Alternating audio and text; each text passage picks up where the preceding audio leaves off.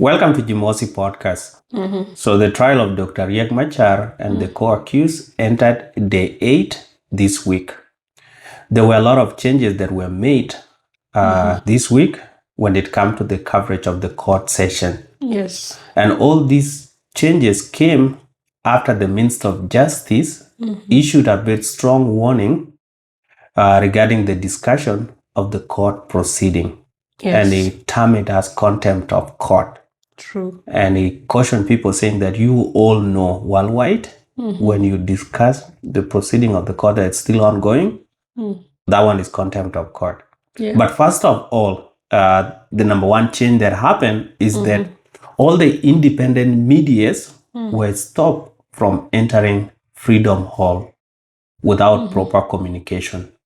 And only SSBC was allowed to enter and record. For the archives. Yes. Okay. But you remember previously before that, all other medias were entering, but they were not doing live coverage. Yeah. And that's why when it came to people like Radio Tamazul and iRadio, you would see them quoting some of the prosecution wordings or some of the defense team wording as per what the person said. So they quoted, they got it exactly. But this week after the eighth session, nobody was able to quote anybody because they were not able to record that. Yeah. And there was no live coverage. But you can just take notes, right? Yes.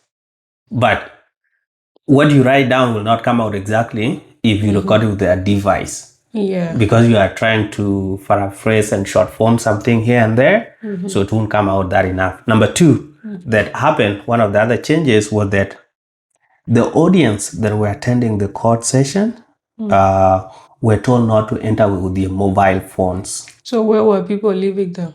I'm coming on that. So I'm not sure if they were switching them off before entering or someone was collecting them at the gate.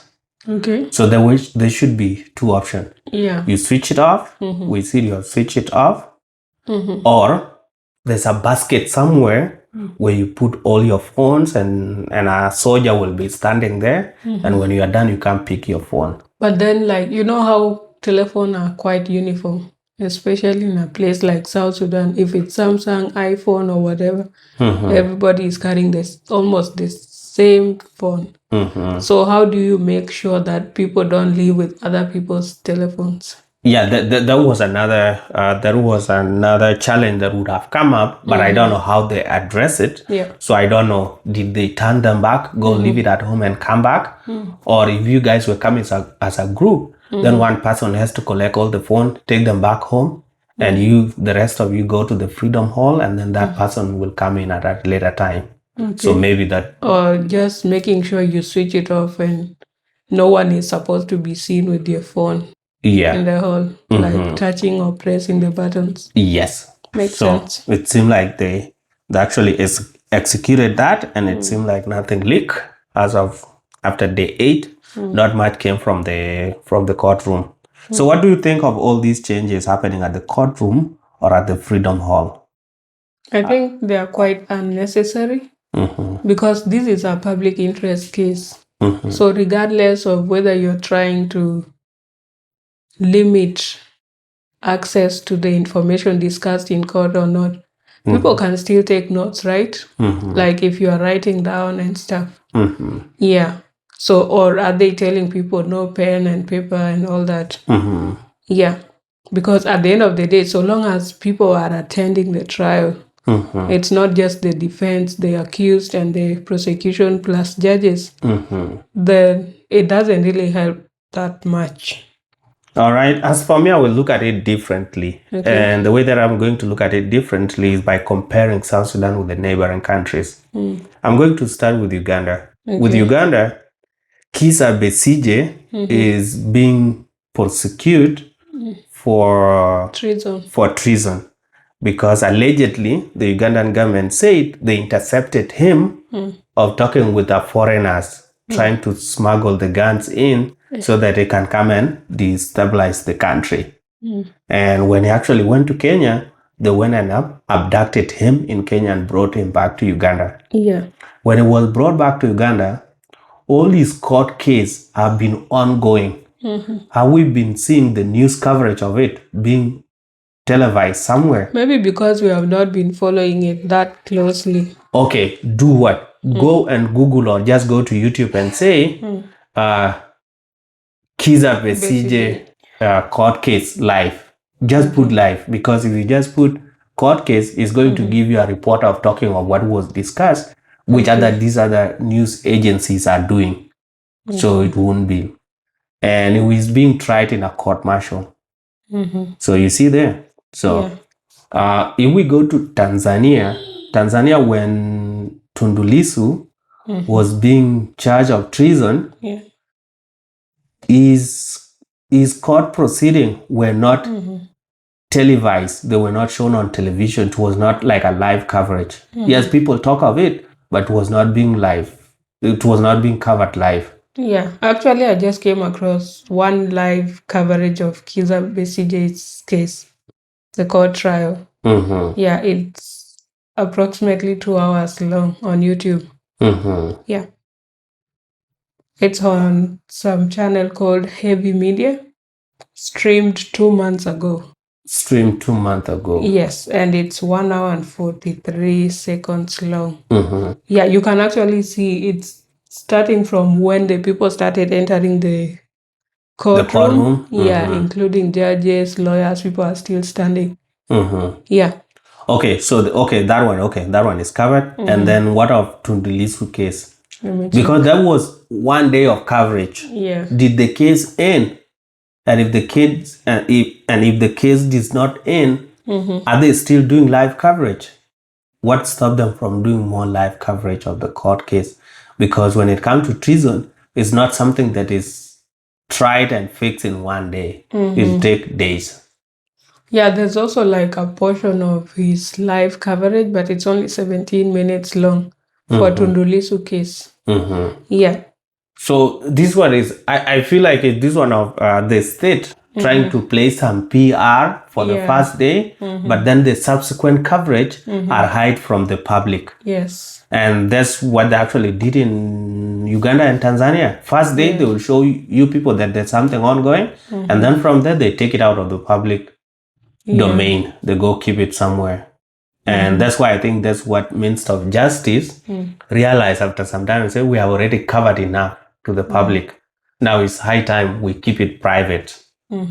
But the thing is, as much as they are not streaming these court cases, the Tundu Lissu case and also Kizza Besigye's case, I still find that there are some newsrooms that were actually reporting on what happened in court. So as much as probably they were not allowed to cover the entire proceeding, there were some short clips that they took. Yeah, which is allowed for journalists so that they keep on informing the public and to keep everybody up to date on what's currently going on regarding the specific court trial. Yeah. Oh, okay, yeah, and that's what they should have done. Even like, it seems like everybody in South Sudan is fearing. Even the SSBC themselves that have been allowed to do the coverage, they just take the whole thing, they don't talk about it. They just go keep quiet. Nobody talk about it. It depends with what was said behind closed doors, right? Like if they were told you're just taking this recording for documentation purposes and it's not to be released anytime soon, it's like a classified information. So they'll just record them and keep on storing them as long as they have storage device. Yeah. Then they will release them at a later date? If the country feels like they should be released or changes in management. Yeah. Or they can do like a documentary. I don't know what they're planning to do with that. Yeah. As for me, like I feel like this court or the government themselves, the people that are behind the whole process itself, should not fear the public because of the debate that people are going to make. Because what people will say outside here is not going to determine what the judges will do. Or what the prosecution team and the defense team are saying. These are just regular discussions. They don't really affect the judgment of the judges. Yeah. So this idea of saying we'll keep it in the dark so that we, the citizen, do not see it, for me, like I see It it, doesn't like make sense. it's an how do you call it?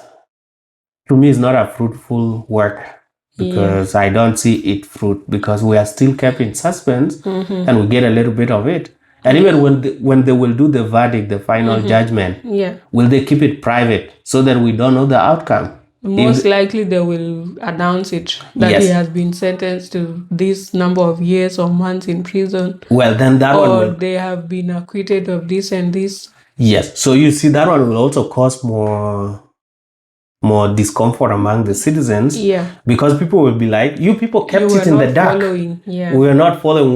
We did really see actually what evidence we provided actually shows that this person committed this and that person did that. But if we all see that actually, based on the evidence, it was streamed, we all hear and we all saw from the videos being played in the Freedom Hall, and the photos being attached, and the audio recordings, we, the citizen of South Sudan, are able to hear that. Then we say, okay, let everybody carry their own cross, because based on these videos and the audios, people can be satisfied with the judgment. We can say this person did what they did, or they did not do what they are being accused of. True. And we go from there. But we don't hear anything. We just kept in the dark. Then people are just going to be like, they didn't do it properly. True. Even like when you are providing the credible information. And this is the issue with these countries that tend to be on the dictatorial side of governance, because they feel like the population doesn't deserve to get access to information, because information is power. Today, if you get some, let's say, the work that a lot of activists do, kind of creates civil or civic education. So people get to understand their rights and what they are supposed to do. And these are some of the things that the government should be providing for you people. So, but if they try as much as possible to limit the freedom of expression, then a lot of people will be in the dark. Not everyone is active enough or proactive in terms of trying to gather information just for personal knowledge. Yeah, but if other people are more than willing to share what they know and what they have read or came across, then it's going to inform those people who are not even actively looking for that information. But this is something that the government doesn't like. Yeah, because it's going to create an informed society. Yeah. So in this case, I feel that's the same thing that's happening with this court trial. They don't want people to give their 2 cents, and also to kind of challenge or question some of the practices that are currently ongoing, or give their opinions that might be different from what the government feels like should be the case. Yeah, everyone should be open to learning. True. So if the government, even if like citizens are talking, they should take few things from here and there if they want. If they don't want, they just let citizens talk. Because when it comes to the government things, there are policies that are there on how things are done. Government thing will not be done because Jimosi somewhere sitting somewhere said this. Now the government will have to consider that opinion in his Rakuba and make changes because of this, what Jimosi said. Or Madut or whoever somewhere in Australia, in US, in Europe, or Gadluak had said something. Now the court has to go with, or the government has to go with what those people are saying. No, there are already policies for the government, and government follow those policies. They don't change them because somebody somewhere has a strong opinion that you guys differently. Yes. For those policies to be changed, there has to be an active work. And a lot of procedures that go in place. Yeah, the motion has to be brought to Parliament, give that bill, and then it goes through all the stages of bill becoming a law before it's implemented. Yeah. So take for example robbery with violence. Robbery with violence. Yeah. In some countries, it's death. In some countries, it's life. Penalties. Death penalty is life in prison. In other countries, it's like 40 to 50 years. You Oh, see? fine. Yeah. So now in South Sudan, if it's say robbery with violence is 30 years or his life, then if we come here and sit and say, no, small That's robbery, not you are not, fair. that's not fair. You should not like give this person 30 years in prison or put him to life in prison. Just give him like 10 10 years or 5 years because they were just stealing an iPhone. That's not what the government is not going to change their policies because we have said so. Because of your opinion. Yeah. If the policy say 30 years robbery with violence, regardless of what the person did, they will go to jail for 30 years. Yeah. It will not matter what we say as citizens. Yes, opinion will be allowed, but the final say is per what the constitution say and what the law say. And also the amount of evidence that's being presented against the accused. Also, like let's say if the government in this case or the court, the judicial system is doing the right thing, then they should not be afraid of what people say out there. Exactly. Yeah. Because clearly you know what you're doing is the right way. You're following all the right procedures. You just let people talk. But then the issue with our people, we have anger issues and a lot of unsolved traumas. So people don't take criticism lightly. Small criticism, you want to cut somebody here. Small memes, you're already shutting down live the streaming. internet.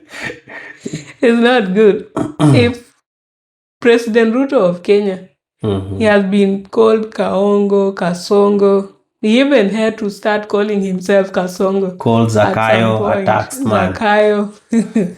Yeah. So like these things, you just take them lightly. That's the kind of lifestyle or the profession you chose, right? Yeah. So you should take everything, all the package that comes with it. You're getting a good pay. You should also be willing to take some criticism from Jimosi. Yes, you should be open to take that. You are being paid for it. Yeah. And they are being paid using taxpayers' money. So our opinion should count. Yes. It's not like they just get their money somewhere else. Yeah. Yeah, and there was the thing, the prosecution team introduced new evidence or new exhibits on Wednesday. That's what they did. And one of the exhibits included a letter from the National Communication Authority, NCA, which was dated September 5, 2025, concerning the extraction of the data from the electronic devices belonging to the accused. You remember when they say they took some mobile phone and whatever and then took them to South Africa and the laptops? Yes. So now there has to be a court order or something or a letter that authorized that. You can't just do on your own. They have to issue, I think, a court order, and then that court order will prompt the communication authority to allow give a go ahead because of the privacy laws and whatever. So and it has to be in writing for paper trail. Yes. So this one was submitted along with 2 ministerial orders from the Ministry of Justice and Constitutional Affairs, also dated September 5, 2025, authorizing the photographing and approval of the extracted evidence. So whatever that they were going to extract, they were given that order to take photos of it so that it can be displayed, either video of it and also kind of things. So what do you think of this new evidence? How much evidence is actually needed to convict someone? You remember the first day they produced more, and now they keep adding more. And they still have more. And they will bring more. Why are they not bringing them on one day? You know, like the way our system works. People don't work for long. All these trials, like the ones we saw live streaming and stuff, how many hours were they from day one? People do 3 hours or 1 hour, 30 minutes, and then they go home. Yeah. You're reading statement from 3-4 people. Yeah, and then you call it a day. Yeah, you are exhausted. Yeah. So they are taking it slowly, which is not as bad because it's kind of calming the emotions. As people are not rushing into making conclusions and then boom, you are slapped with a judgment. So it's good to take their time. Yeah. And based on the amount of evidence that need to be presented, They have to take things step by step. There's a way the prosecution team has kind of arranged themselves, and they kind of supporting documentation or evidence that needs to be provided, which is not bad. Yeah. But then I feel like they're just taking very few hours daily, maybe less than 3 hours per day. Yeah, I will talk of that, but I will say the reason why they keep submitting more evidence and new exhibits.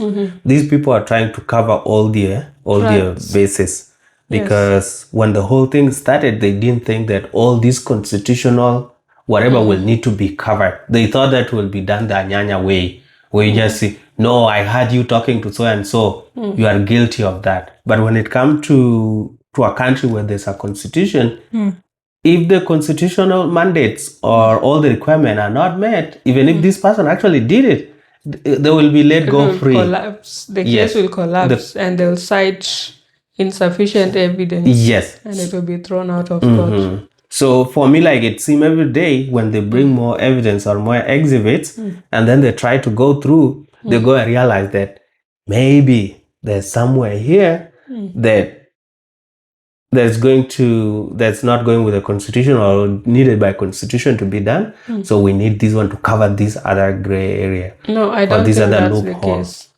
Personally, I feel like they already had these things in place, because even for the National Communication Authority to issue that letter, when they did it, it means they wanted like documentation. It's called chain of custody, I think, and then there's that paper trail. So to make sure that at this stage, this is what we have. So I think they're just presenting the exhibits based on what stage the case has gone. It's not like they go back and then realize, oh, we need this. Because otherwise they would have brought another documentation and then say, oh, this was supposed to be brought on day 1 or day 2. Yeah, but I feel like they already had their plans. Like you saw. But something can be backdated, right? Okay. Something can be backdated. Okay. Yeah. So it might feel like it has been issued on this date, but the actual date might be the current day. But they can still go digital, right? Because both sides are very strong in this case. They have good lawyers on both sides. This is like actually one of the first time I'm seeing appropriate lawyers. Yes. Leave this as Facebook. And you hear people saying they are going to slap people with defamation, I don't know, sexual assault cases and stuff. But then if you look at the kind of English people are typing, you wonder, where did they get their degrees from? Can we continue with the podcast? Yeah. So like in this case, we have very strong very competent lawyers from both sides. Yeah. So they all know what they are doing and what they need to do to make sure that the case is not thrown out. And also the defense is trying their best to make sure that the accused are not found guilty. Yeah. Or like to make sure the judgment is lighter. Something like that. I'm not saying they are guilty or innocent, but they are innocent until proven guilty. Some people might say they are guilty until proven innocent. Depends with how you look at the case. But more like the universal term is innocent until proven guilty. True. Because some people sometimes they can be accused of something that they never did. Yes. But because of circumstances, it might lead to something. Yeah, and that's why you find that a lot of times there are instances where people were wrongfully convicted. And in wrongful conviction, this is where someone is jailed or imprisoned because of some evidence that is not really, maybe something that was not supposed to be admissible in court. Or like probably they didn't have the best defense lawyer. So they didn't commit this crime, but the defense lawyer was not able to prove that this person did not commit the crime. So they end up suffering because of other things. Or if the court goes with mostly they usually use a lot of witness accounts. And sometimes, you may forget. You see something today and a few days later you've forgotten. Yeah. Or if they bring you photos of potential criminals and then ask you, who did you see on that day? Then you end up pointing the wrong person. Yeah. And they'll give you photos that are almost similar. So in that case, it usually ends up backfiring on the defense team. Yeah. But here we have good lawyers. Yeah, Dr. Gary. Yeah, so on tomorrow, let's see if they will submit more and let's see how it goes. But again, the prosecution team tried to play the videos and the audios of the forensic report, which was prepared in South Africa, but the defense team objected it, refused it. They requested for the expert who prepared them, or those audios and the videos, to appear in court to authenticate them before being played. Wait, but last time that's what they said, right? I think it was on Monday. Yes, that's what they say on Monday. The judges said they were not going to accept those because they don't know the content. And the content has to be authenticated by the author or the person who prepared the files. Yes. So how did they start now going around playing when the person was it's South Sudan, right? So they came with the new evidence, they put them there, and then they say, okay, for today we are going to play these audios and the thing and the videos. And they were told, man, no, let this guy appear here first before we play this thing. That's how it should be, though. Yeah. And that's what they said last time. If you watch until the end of our last reflection on, was it day 7? Yeah, day 7. Day 7. We say that next week, on Wednesday, the case is going to resume from where they say they need the expert witness to be in court so that they can play the audio and video evidence. Yeah. Yeah, so that's what we were actually expecting to happen on Wednesday, but it didn't happen. Okay. So they tried to go around it, but the defense team hold their horses. Not hold their horses. They held something. Not their horses. Okay. They hold their line. Okay. Yes. So, but again, okay, my question is, do you think this forensic expert from South Africa will appear tomorrow in court or today in court? Depends with if he has already started his journey or they plan. Because these people they are very busy. Yeah. This might not be the only case he or she is dealing with. So depending with how the schedule is, I don't think they will come. If they had already come, then we would have known that, okay, the expert is in town and all that.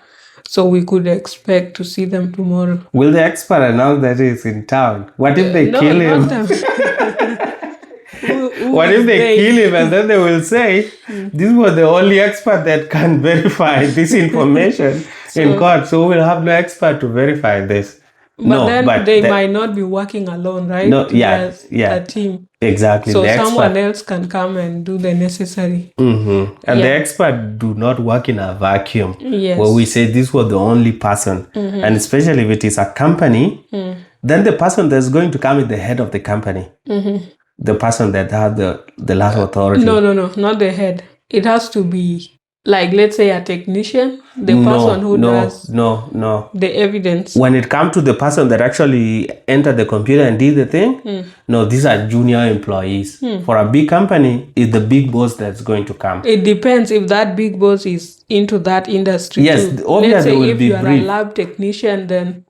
But just because you are the manager doesn't mean you are the one who's going to. Because you are going to answer expert witness But you are taking it from a point of a company that has so many different things. Okay. This is a company that only deal in forensic report only. So in that company, there must be somebody that maybe the analyst that train everybody else. Until when he became a manager. They will not just hire somebody because he's a manager. Sometimes managers are people that rise through the work progress. What if you are the CEO? No, obviously. Or you just hire someone who is qualified in some field, they know how to manage and stuff. Sometimes CEOs always have to be brief. And I can always say CEOs are always very knowledgeable when it comes to this because they make most of the major decisions. Okay. So already has been briefed of all the steps that were taken. They will not bring a junior employees to come and testify here. No, I'm not saying junior employee. I was saying, let's say like a lab technician. Well, this is a junior employee that I'm talking. The person that actually sat on the computer and press something. That's not the person they will bring. If it is a big company that has... What if that's the expert? They are the one... Let's say if it is a company of only 3 people, then the person that did it will come. But if it's a company that has 10 people and someone is managing them, then that person will come. And obvious, they are told that you will be going to South Sudan. So they have gone through.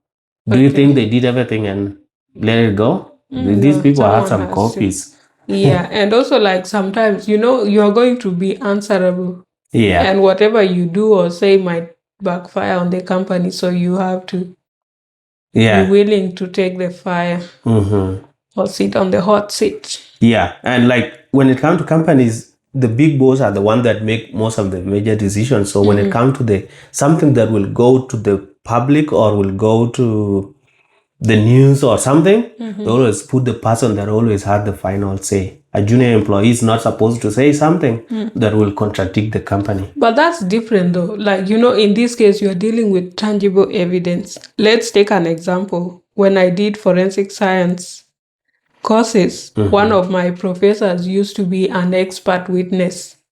She used to attend court trials, and then that's within her field of studies. And she actually does the lab work. Yeah. I had others who were pathologists. So let's say when you do a post-mortem or an autopsy to find out the cause of death and all that information, then they have different sections. There's toxicology section, there's in the chemistry department and stuff. So they'll need like the person who actually performed that, so that they are able to look at, okay, so what did you do?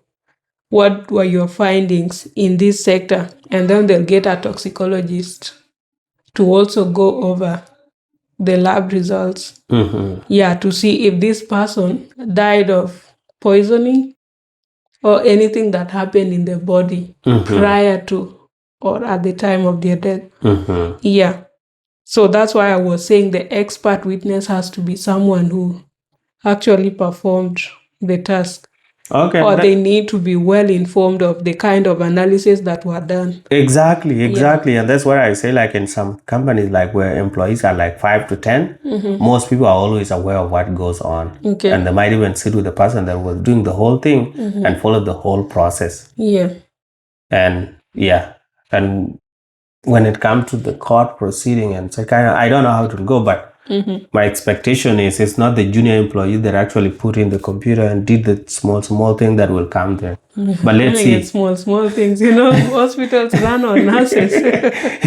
Let's see if that person will show up tomorrow. But I was going to say the high chances the person will not be there. And the reason why I say it so is because as of now we are not aware if the person has arrived. Is in the country or not, And then Saturday, Sunday, I don't know if Juba Airport actually work on weekend.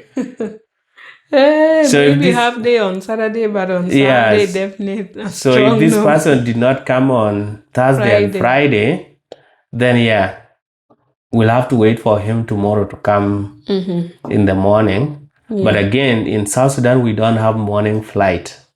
Flight have to start around 11 arriving because still we have some technical issues at the Juba International Airport that have not been fixed. So employees go to sleep first and they don't have the night shift people. Of which we were saying the other time that these people need night shift people. It's creating job, 24 hours economy. There are people willing to work at night. So why are you denying them job? And there are some flights that are willing to land at that time or willing to take off at that time so that they arrive to wherever that they are going. Like in Kenya, right? Jomo Kenyatta operates, I think, 24/7. Most airport is only South Sudan and maybe as long as it's an international. Otherwise, they need to remove international in that name because you cannot be an international airport and your standards are below the You work local. casually. Yeah. You work when you Yeah. feel like working. No, it's crazy. It has to be, because our flight in Jomo Kenyatta was supposed to be, I think, by 10 p.m. or midnight. We ended up taking off around 1 or 2 a.m. ish. Yeah, and that was because of some technical issues. They needed to do some cabin mechanical stuff and to fix the plane and stuff.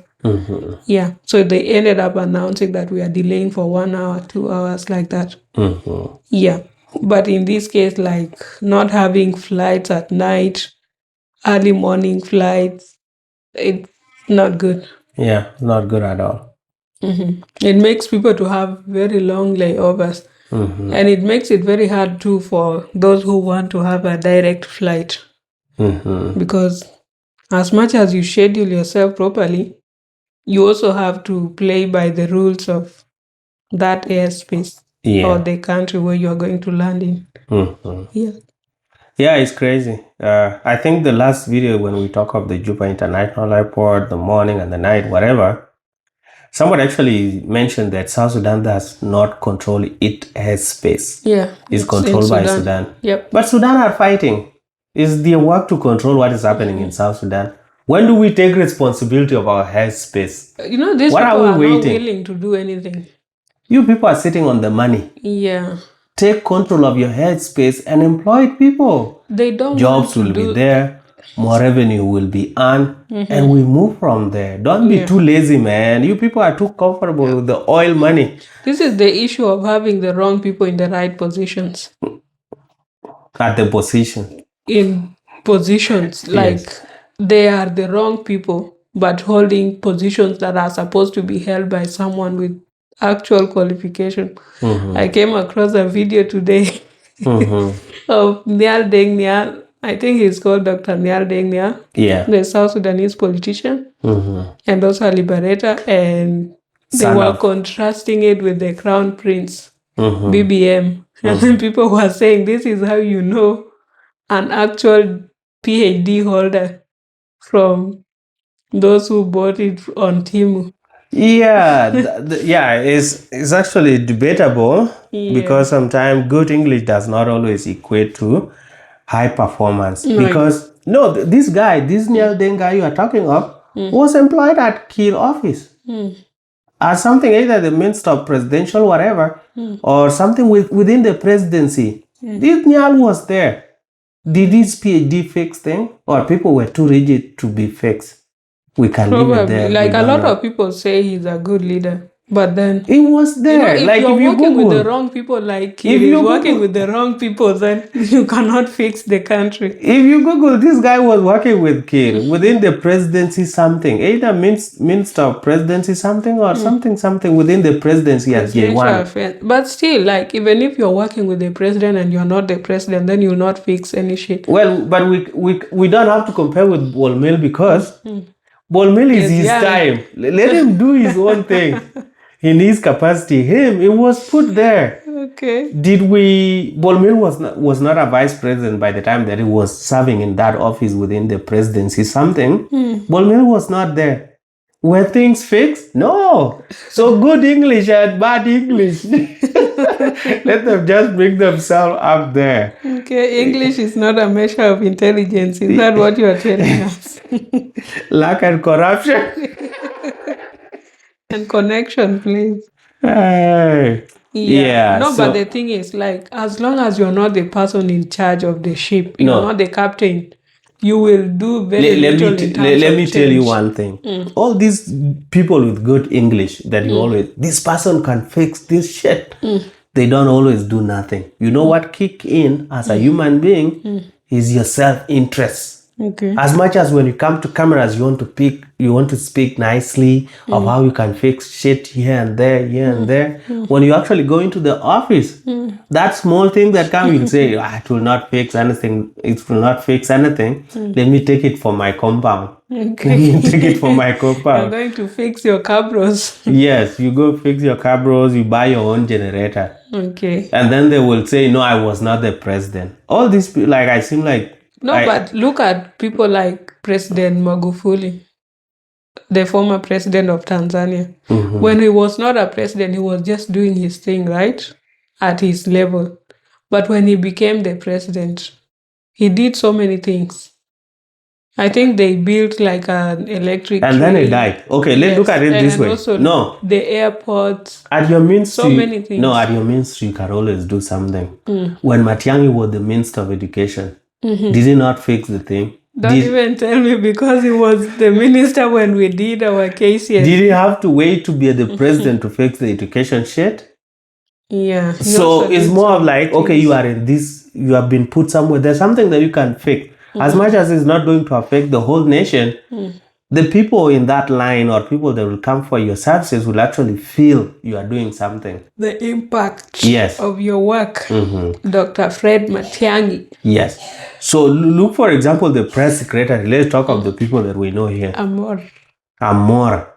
Like, president has been employed Atanyuwek. Good English, nice talk. Was anything? Atanyuwek has good English.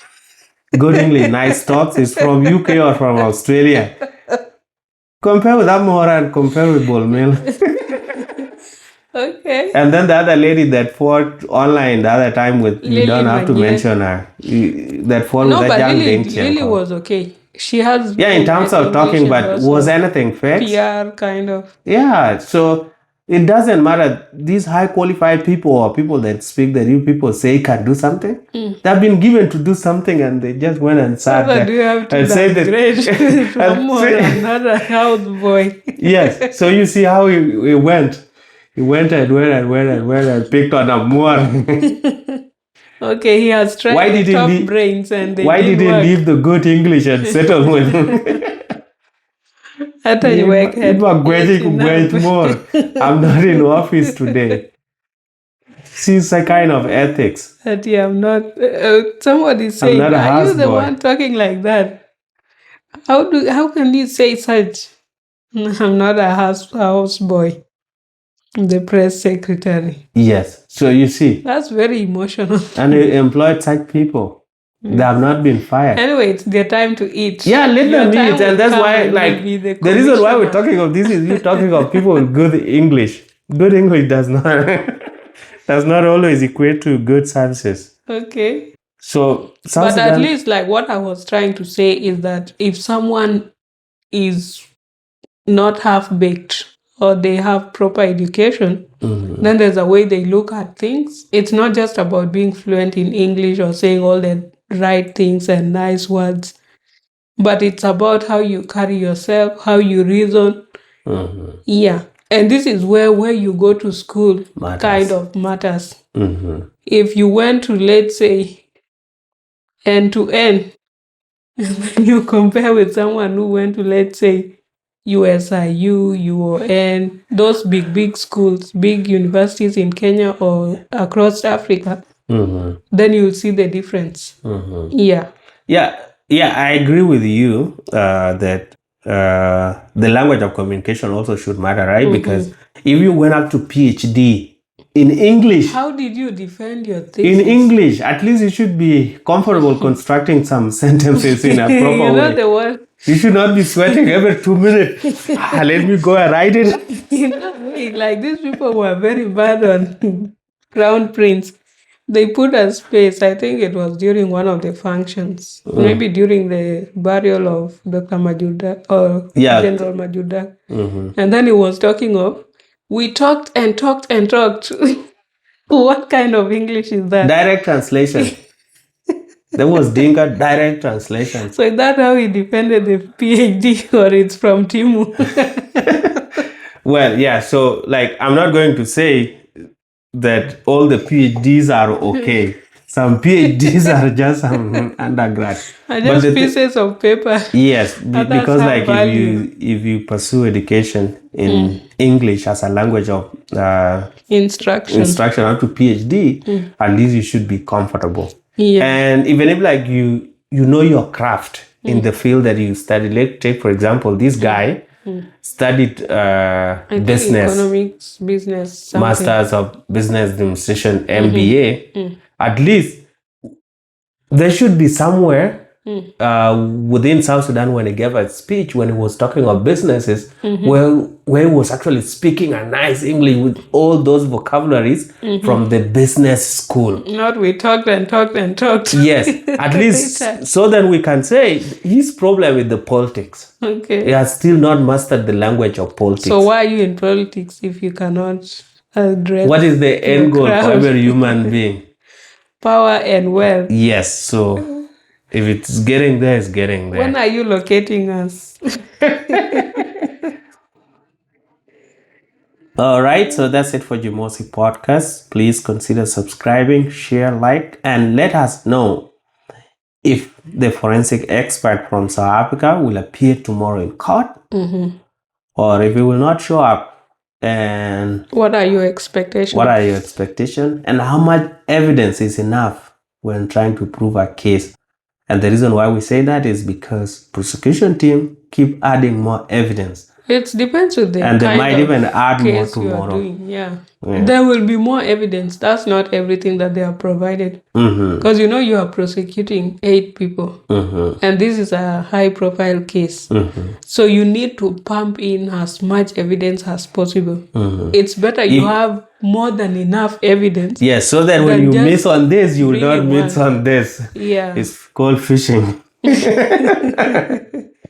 Okay. All right. Please subscribe. Let's reach 3,000 subscribers by the end of this month. Yes, it's possible. Yeah. Subscribe. Don't forget. We still have, is it 18 days?